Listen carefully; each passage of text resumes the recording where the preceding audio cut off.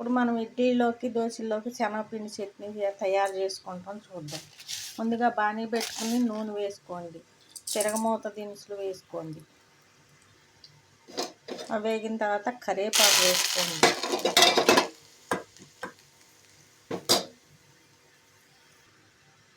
అవి వేగిన తర్వాత అల్లం పచ్చిమిర్చి వేసుకోండి. ఇది దోరగా కొంచెం అవి వేగే లోపల 2 స్పూన్లు శనగపిండి తీసుకోండి.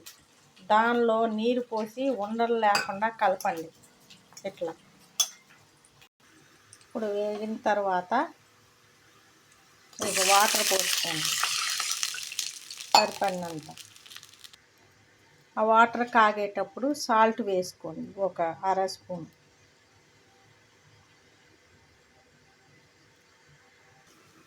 ఇక ఇలా సలసాల కాగేటప్పుడు ఉండలు లేకుండా కలుపుకున్నారు కదా, ఇది దీనిలో పోసింది.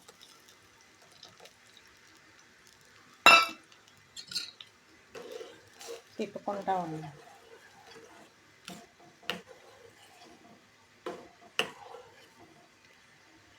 ఇలా చిక్కబడుతుంది చూడండి.